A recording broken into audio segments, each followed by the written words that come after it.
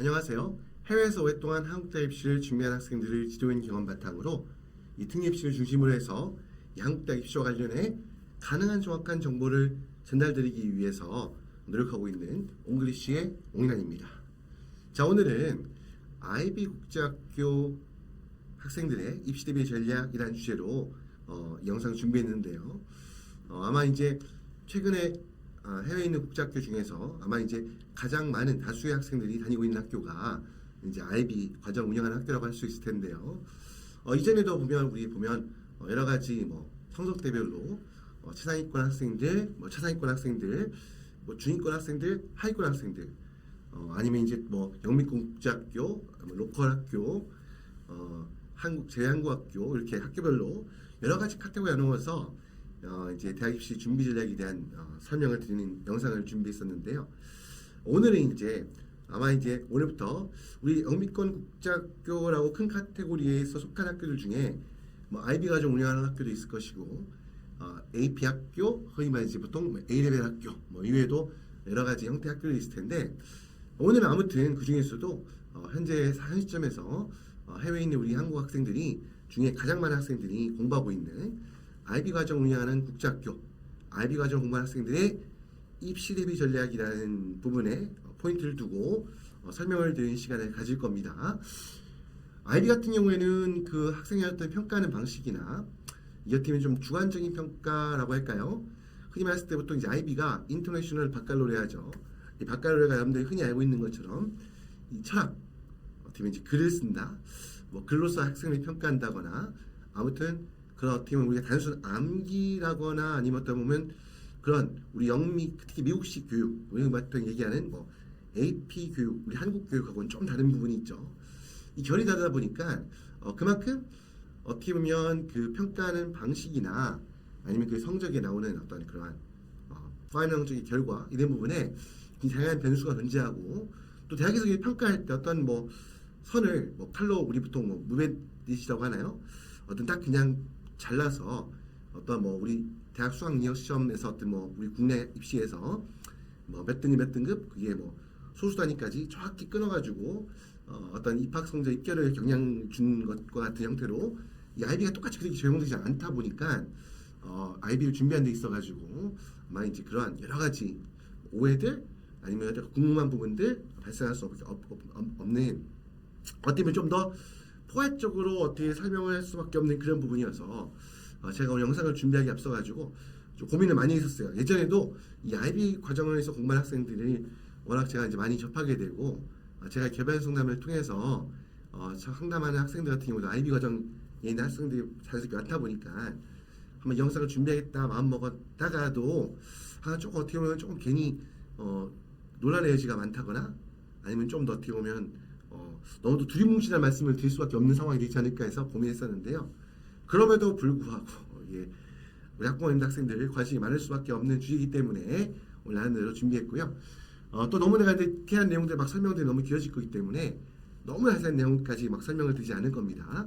하지만 대략적인 큰 줄기에서 틀을 잡아서 설명을 드린다는 점 참고하여서 오늘 영상 약간 길 수도 있는데 아무튼 처음부터 끝까지 지루하지 않게 시청해 주셨으면 좋겠다라는 생각이 들고요. 자, 그러면 본격적인 내용으로 들어가 보도록 하겠습니다.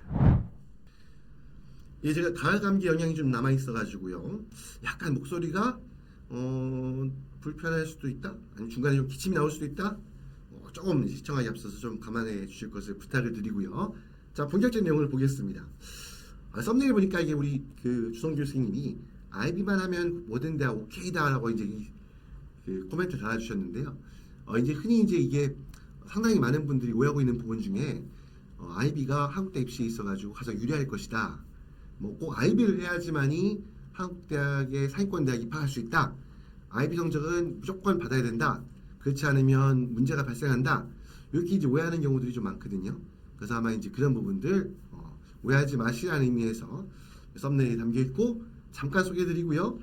자, 이제 본격적으로 우리 IB 과정 운영하는 국제학교에서 공부하는 학생들 입시대 대비 전략 어떻게 만들어갈 것인가, 뭘 고민할 것인가 본격적인 내용 살펴보도록 하겠습니다.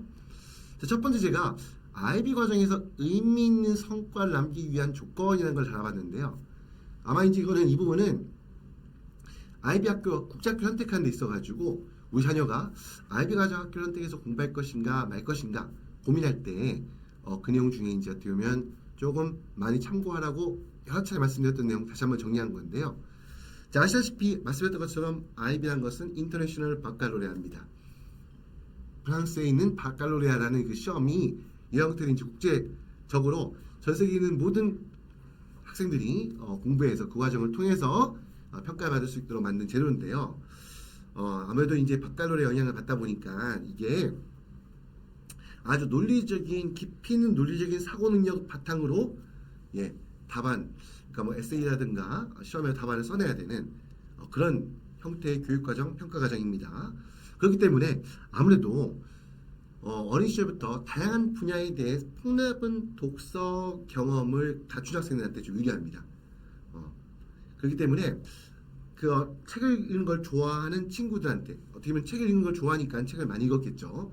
그래서 어린 시절부터 그런 훈련이 좀 많이 되어 있는, 당연히 책을 많이 읽음을 통해서 논리적인 사고 능력, 그리고 어떤 주어진 지문이나 어떤 메터리얼에 대해서 그걸 정확하게 해독할 수 있는, 단순히 읽는 게 아니라 그 구절구절에 담겨 있는 어떤 중요한 의미가 무엇인지를 논리적으로 파악할 수 있는 그런 문해력, 이런 것들을 갖추고 있는 친구들이 IB 과정을 잘 소화하고 또 의미 있는 성적을 남기는 경우가 많다.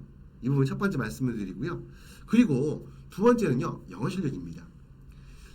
일단 원어민만큼의 어떤 스피킹은 안 될 수도 있어요.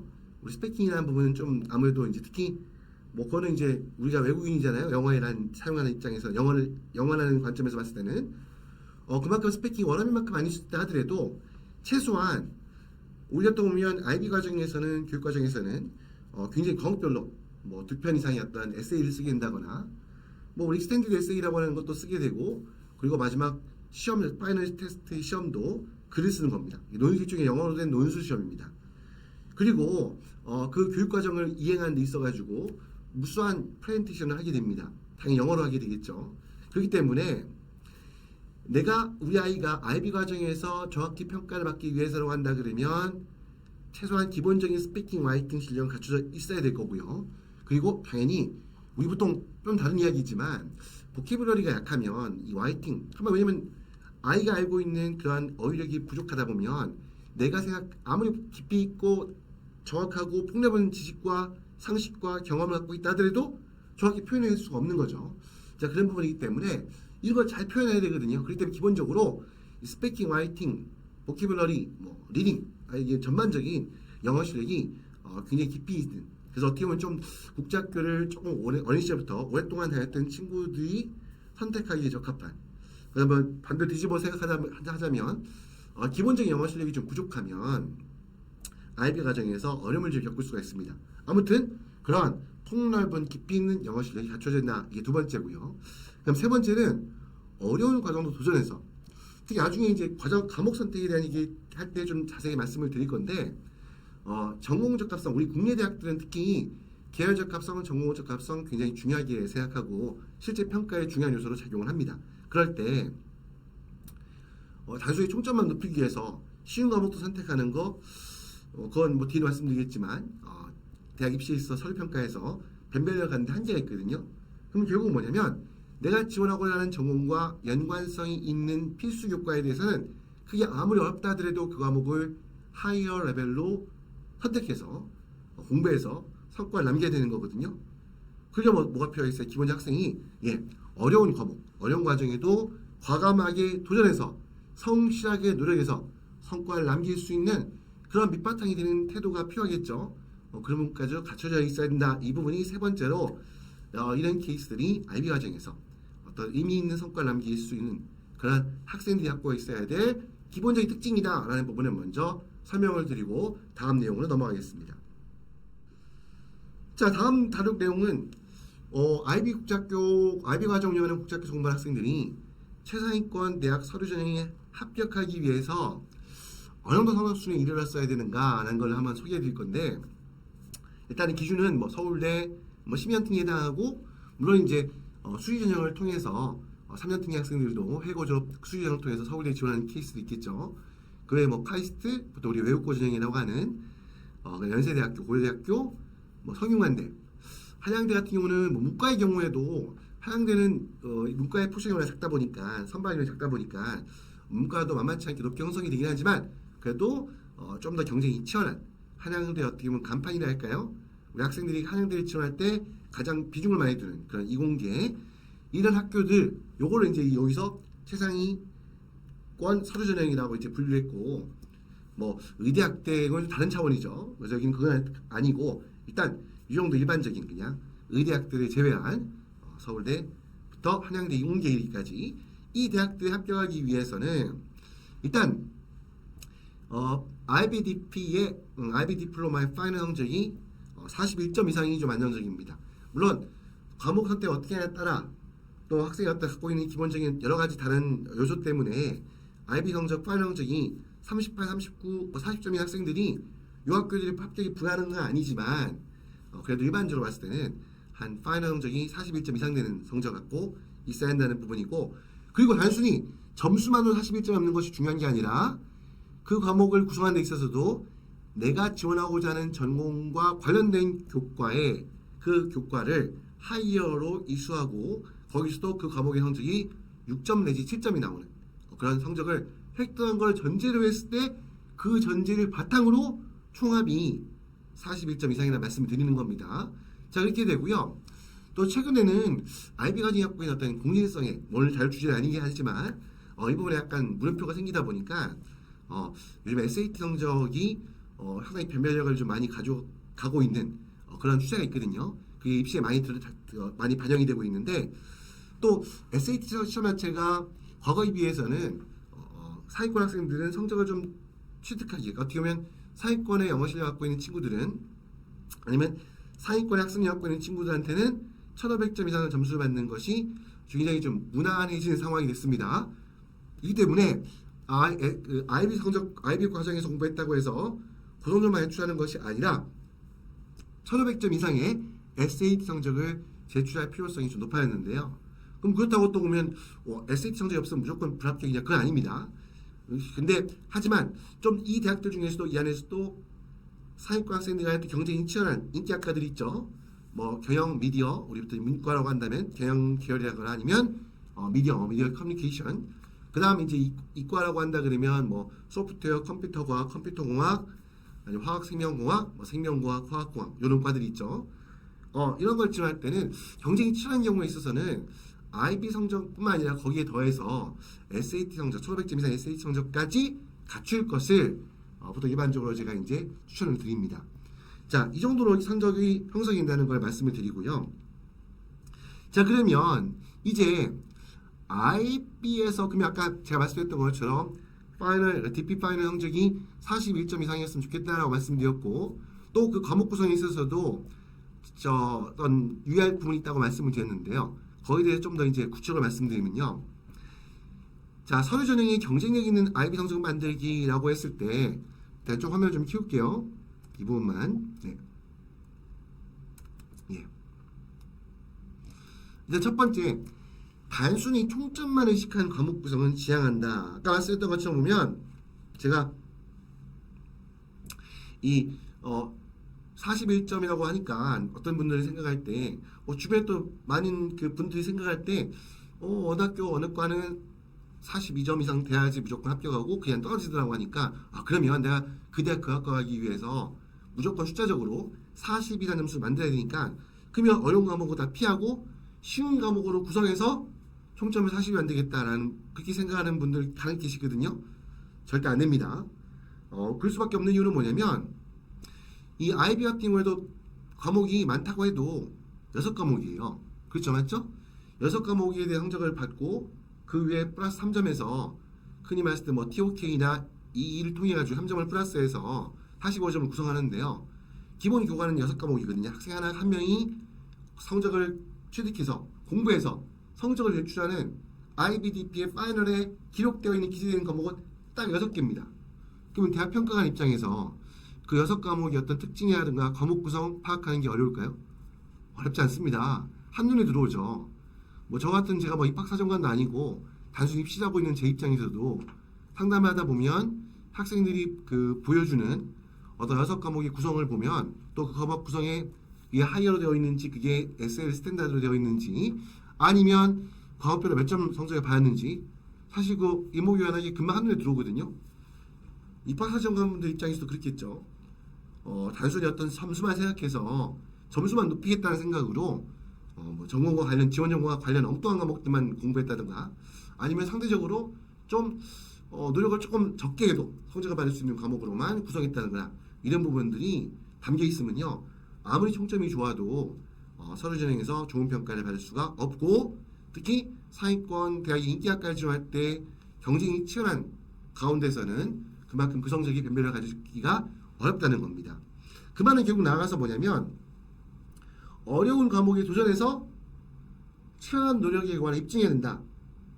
말 그대로 한마디로 중요한 거는 내가 지원하려는 전공 관련된 과목 그 과목이 아무리 어렵다더라도 도전해서 그 노력에 당연히 노력을 많이 할 수밖에 없는 거죠. 그래야지 6.7점 나올 게 아니겠어요? 그래서 그런 학생의 어떤 학습 태도, 노력의 성과를 보여줄 수 있어야 된다. 그래서 연관되는 결국 같은 이야기지만 제가 지원하고자 하는 전공과 그 지원 계열과에 적합한 그런 필수 교과목에 대해서 특히 그 과목은 피하지 마시고 반드시 하이를 선택해서 H를 선택해서 공부의 성적을 취득할 필요가 있다는 거고요. 뭐 일례로 여러분들 이공계 같은 경우는요, 특히 공대를 지원한 친구들은요, 내가 어느 전공을 하든 관계없이 피직스 물리라는 건 굉장히 중요합니다. 근데 물리가 IB 물리가 상당히 어렵다고 하거든요, 보통. 근데 그래서 어렵다 보니까 내가 성적을 잘 받지 못할 것 같다는 마음 때문에 피직스 선택하지 않는다든지 아니면 정말 뭐 스탠다드 정도만 선택한 다음에 그런 다음에 공대를 지원한다고 했을 경우에는 사실 그 학생 갖고 있는 IB 성적이었던 과목 구성에 있어서 내용적인 깊이나 무게감에 그 영향력 변별력이 좀 약할 수가 있거든요. 그래서 한마디로 내가 지원하고자 하는 전공과 연관된 교과목에 대해서는 그게 아무리 어렵다고 하더라도 그 과목을 가급적 H 선택해서 성적을 6.7점 받는 노력이 꼭 선행되어야 합니다. 그래서 그러면 내가 아이가 역으로 생각해 보면 나중에 어떤 전공을 선택할 것인가에 대해서도 좀 더 역으로 또 반대로 어떻게 보면 우리 아이가 이 과목에 대해서 HL로 해서 그 성적을 잘 받을 자신이 없다. 한 과목뿐만 아니라 그 관련된 과목에 전체적으로 좀 약하다. 이럴 경우에는 아이가 어떻게 보면 나중에 지원 전공을 결정하는 데 있어가지고 좀 고민이 필요할 수밖에 없겠죠. 그런 경우는 좀 번외 이야기했지만 나중에 차라리 대학에 입학한 다음에 다른 과로 다른 전공으로 입학한 다음에 아이가 잘할 수 있는 그 성적을 잘 받을 수 있는 그런 과목에 선택해서 공부한 다음에 거기에 해당하는 그 연관성 있는 학과에 지원해서 입학한 다음에 뭐 중복 복수 전공, 뭐 제2전공 이런 걸 활용하는 학교도 있을 겁니다. 아무튼 그거는 뭐 논의 이야기를 하고요. 자 그리고 이왕이면 아까 우리 보통 서류 평가할 때 여러 가지 평가할 수가 있는데 첫 번째가 학업 역량이고요. 두 번째가 보통 전공 적합성, 뭐 전공 역량, 진로 역량, 뭐 탐구 역량이라고 하는 부분인데요. 이런 부분의 어떤 좋은 평가를 받기 위해서는 이왕이면 지원 전공과 연관성이 깊은 그런 교과에 그런 과목 분야에 관련된 그래서 그런 과목에 대한 익스텐디드 에세이를 작성하는 것을 추천을 드리고요. 당연히 이제 그런 익스텐디드 에세이를 쓰다 보면 학생이 어떻게 보면 그 에세이를 쓰기 위해서 어떻게 보면 굉장히 다양한 관련된 책도 읽어야 될 거고 관련된 거에 대한 기본적인 지식도 충분히 학습을 해야 될 거고 습득해야 될 거고 또 여기서 어떻게 보면 그런 연구나 논의의 과정 아니면 공부하는 과정 문제를 세우고 해결해 가는 과정 이런 거에 대한 탐구 역량 이런 것을 보여줄 수 있는 어떤 기회가 되겠죠. 그래서 가능하면 지원하는 전공과 연관성이 깊은 그런 과목 분야에 대한 그런 익스텐드 에세이를 작성하는 게 도움이 되는데 물론 그러면 내가 우리 아이가 어떻게 하다 보니까 익스텐디드 에세이를 그 분야를 하지 못하게 됐다. 그러면 그 학과 못 가는 거냐? 그렇지 않습니다.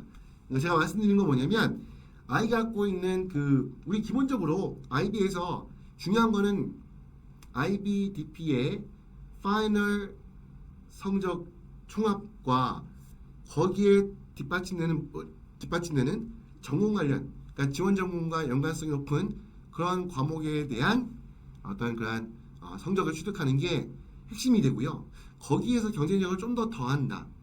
거기서 때문에 좀 더 우리 아이의 어떤 성적이 그 IB 과정의 성적에 대한 어떤 그런 장점을 좀 더 배양한다는 차원에서 이왕이면 이런 전공 관련 분야의 과목 분야에 대한 익스텐디드 에세이 작성할 것을 추천드리고, 보통 이게 국제학교 같은 경우에는 학교에서 카운셀러 선생님이나 아니면 교과 선생님들께서 익스텐디드 에세이에 대한 제한을 두시거든요.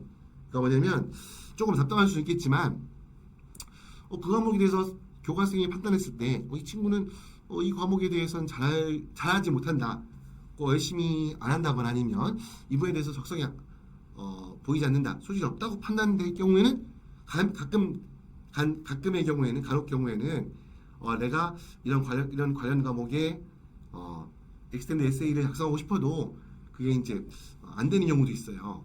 왠지 근데 그게 어떻게 보면 역으로 보면 그거죠. 그만큼 어떤 국제학교에서 관련 분야, 지원 전공 관련 분야의 과목에 엑스텐드 에세이를 쓰게 했다는 것은 어떻게 보면 그 과목을 담당했던 선생님으로부터 이 학생이 이 관련 교과에 대한 학습 능력이 있다거나 어떤 적성이 있다거나 소질이 어떤 그러한 여러 가지 장점들이 보이기 때문에 익스텐드 에세이를 쓰라고 지도하겠죠.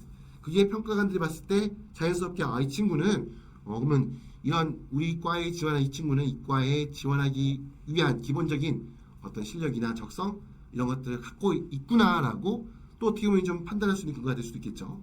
자, 아무튼 그렇다는 거고요. 그리고 언어 같은 경우는 가능하면 영어를 A로 선택하는 게 좋고 한국어로 B로 선택하는 게 좋습니다. 이게 변별이 가장 크다는 거죠. 물론 영어를 A, 모국어부터 A잖아요. 영어를 A로 해서 선택한다는 게 물론 부담이 되죠. 영어 약한 친구들 같은 경우에는 만약에 영어를 A로 하고 거기다 하역까지 했다 그러면 HL로 한다는 게 솔직히 상당히 어려운 부분이거든요. 그래서 보통 도전하기 쉽지 않은데 사실 그게 제일 좋긴 좋아요. 아까 말씀드렸던 것처럼 뒤에도 잠깐 말씀드리겠지만 한국대 입시에 있어 제일 중요한 것 중에 하나가 학생이 갖고 있는 어떤 학습 능력과 탐구 역량, 탐구 주도성, 이런 학습 주도성 이런 것들이 중요하거든요. 그만큼 어려운 과정을 도전해서 열심히 노력했다는 걸 보여줄 수 있는 소재가 되기 때문에 영어를 A로 해서 H가 나면 굉장히 효과가 좋긴 하지만 아무튼 꼭 H 아니더라도 가능하면 영어를 A 그리고 한국어를 B로 선택하는 걸 보통 추천을 드리는데 이것도 경쟁력을 높이기 위한 거고 반드시 이렇지 않으면 안 된다는 건 아닙니다. 왜냐하면 국제학교에 따라서는 학교의 방침에 따라서 이거 허용하지 않는 경우가 있습니다. 무조건 당신은 한국인이기 때문에 무조건 A는 모국어인 한국어로 하고 영어를 B로 해야만 한다라고 이렇게 강제하는 학교도 생각보다 많이 있고요. 그 때에 따라서는 지역이나 어떤 보면 특히 한국 교민들이 많지 않은 지역에서 공부하는 학생들 같은 경우에는 그 지역에 있는 그 국제학교 같은 경우에는 한국어를 H로 선택하기 어렵다거나 한국어를 선택할 수 없는 한국어 자체로 이수의 성적 받기 어려운 경우도 있습니다. 그런 경우에는 그 지역에 해당하는 언어에 대한 영어 외에 한국어가 아니라 다른 언어를 선택해서 공부해야 되는 경우도 충분히 많이 발생합니다. 그렇기 때문에 여기 적어놓은 것처럼 꼭 무조건 영어 A, 한국어 B 돼 있어야지만 사회권대학에 입학할 수 있고 그렇지 않은 경우에는 무조건 미끄러질 것이다. 그 말씀을 드리는 거 아닙니다.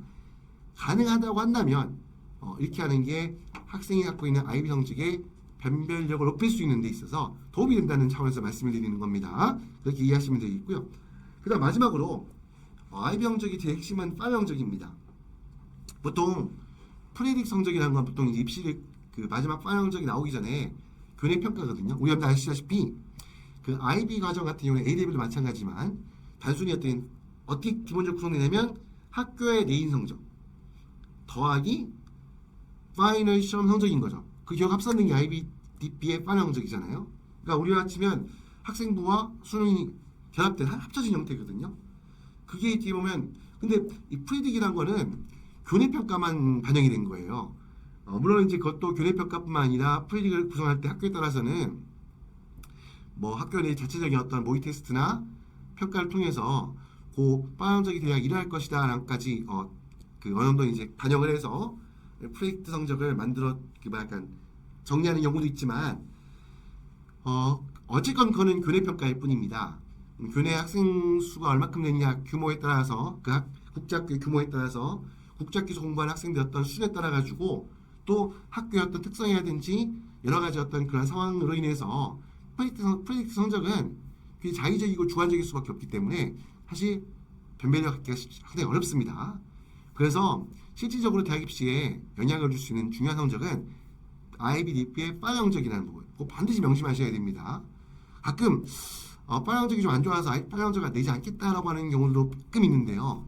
물론 중하위권 대학을 지원하겠다 아이가 그냥 그래서 보면 그렇게 큰 경쟁을 요구하지 않는 대학에 지원하겠다 비인기학과에 지원하겠다라고 한다 그러면 뭐 그게 어느 정도 영향을 설득력이 있을 수 있게 하겠지만 그렇지 않고 우리 아이가 내가 상위권 대학 그리고 인기학과에 지원할 건데 파일 성적이 자신이 없어서 아니면 파일 성적이 별로 안 좋아가지고 나는 프리트 성적만 가지고 평가를 받겠다 했을 때 입시에 굉장히 안 좋은 예가 나오는 경우가 굉장히 많습니다. 그만큼 프리트 성적은 변별을 가지기가 힘들고요.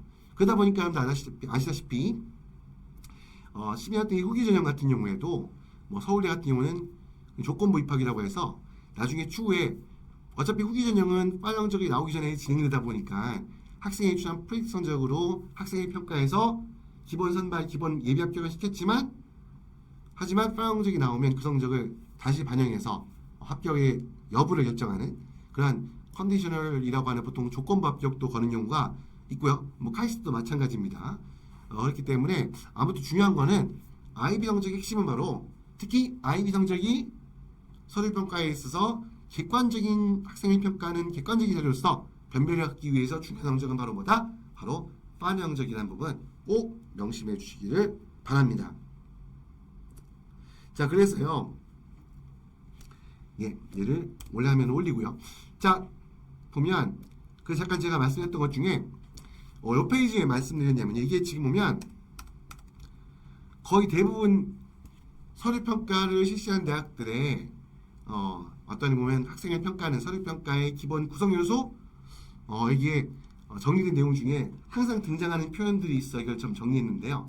바로 서류 전형 평가에 있어가지고 핵심적인 요소들 중에 자주 등장하는 몇 가지 문구를 보면 학문에 대한 열의와 지적 관심, 자기주도적 지식에 뜨는 노력, 전공 계열에 필요한 과목의 학업 성취 수준, 탐구 확장성과 탐구 주도성이라는 부분들이 이 문구들이 사회권 대학 서류 전형에 실시하는 사회권 대학 그 서류 전형의 서류 평가의 어떤 세부 방식에 꼭 등장하는 문구들입니다.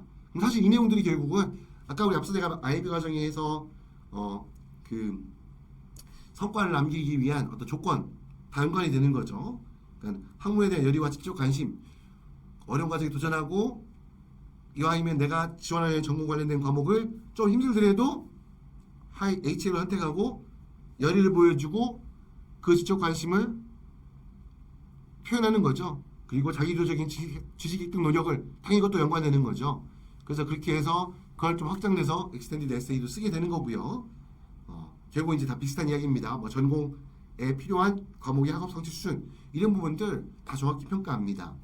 이게 제가 그냥 임의적으로 말씀드리는 게 아니라 다시 한번 강조하지만 대부분의 대학들의 여러분들 입시호강 내용 중에 읽다 보면 그 내용 중에 서류평가의 방식에 대해서 이런 문구들이 꼭 들어가 있다는 거 한번 기억해 주셨으면 좋겠고요. 마지막으로 참고로 그냥 우리 IB 과정에서는 CAS라는 게 이제 기본 IB를 이수하기 위한 기본 과정 중에 하나죠. 봉사와 이제 교회 활동인데요. 이런 이제 것들로 포함되는 게 이제 바로 IB CAS인데, 이건 교과 과정의 일환으로 그 IB 과정을 운영하는 학교에서 학생이 IB 과정 선택해서 공부했다 그러면 당연히 그건 교과 과정의 일환으로 진행이 되는 거기 때문에 공간적인 어떤 영역에서 상관없이 이건 교내 활동이라고 분류되는 항목입니다. 그래서 흔히 알다시피 연대고대 이 두 학교는 모두 교내 활동만 인정하는 학교들이죠. 여기에 이런 교내 활동 자료로서 활용해 제출할 수 있다라는 거 참고 정도하셨으면 좋겠다는 생각이 들고요. 그래서 덧붙인 겁니다. 자, 이 정도로 해서 IB 과정에 대해서 이 IB 과정에서 공부한 학생들의 입시 대비 전략에 관한 전반적인 이야기를 한번 정리를 해드렸습니다. 자, 지금까지 IB 국제학교에서 공부한 학생들의 입시 대비 전략이라는 주제로 설명을 드렸는데요. 영상 서두에도 말씀드렸던 것처럼 워낙 이제 다양한 견해들이 존재하고 관점들이 있기 때문에 제가 드린 설명이 무조건 100% 맞다. 이거밖에 없다. IB 과정에서 또 학생이 제가 초반에 말씀드렸던 것처럼 이런 요소들이 있는 학생들만이 IB 과정을 선택해서 의미 있는 성과를 남길 수 있다. 꼭 정해진 건 아닙니다. 그런데 하지만 제가 일반적으로 경험해왔던 지금까지 이제 학생들을 지도하고 상담을 진행하면서 그리고 입시 결과를 보면서 남들 느꼈던 부분들을 나름대로 좀 요약해서 정리한 내용들이고요. 이외에도 여러 가지 어떤 궁금한 부분들, 과목 선택이라든가 여러 가지 어떤 특히 IB는 국제학교 학생이 공부하고 있는 그 지역이나 국제학교의 특성에 따라서 과목 선택에 있어서 굉장히 영향을 많이 받는 교육 체계거든요. 그리고 담당 과목 그 지도교사의 영향력이 굉장히 큰 어떤 그러한 표준화 평가 과정 중에 하나이기도 합니다. 그러다 보니까 그 학교의 교육 방침이나 그 학교의 교과목 담당 선생님의 어떤 스타일이나 방침이나 관점에 따라서 성적을 받는 데 영향을 많이 줄 수밖에 없다 보니까 사실 결과적으로 점수의 반영적에 이제 억울한 경우도 많이 생기기도 하고요. 잡다한 부분이 생기기도 합니다. 하지만 그런 부분들까지 무조건 대학에서 감안해서 평가를 할 것이다 라고 보고 입시를 준비할 수 없는 거죠. 보편적인 상황의 보편적인 기준으로 우리가 이제 생각하고 준비할 수밖에 없는 거죠. 아무튼 그런 관점에서 설명을 드리는 시간을 가졌고요. 예, 이 정도로 오늘 해서 오늘 순서를 마무리하도록 하겠습니다. 아무쪼록 오늘 시청하신 영상이 해외에서 공부하면서 한국대 입시를 준비하는 학생들에게 도움이 되는 그런 영상이 되었으면 좋겠고요. 도움이 되셨다 판단되신다면 구독과 좋아요를 부탁드리면서 오늘 순서 마무리하도록 하겠습니다. 지금까지 옹글리시의 옹일환이었습니다. 감사합니다.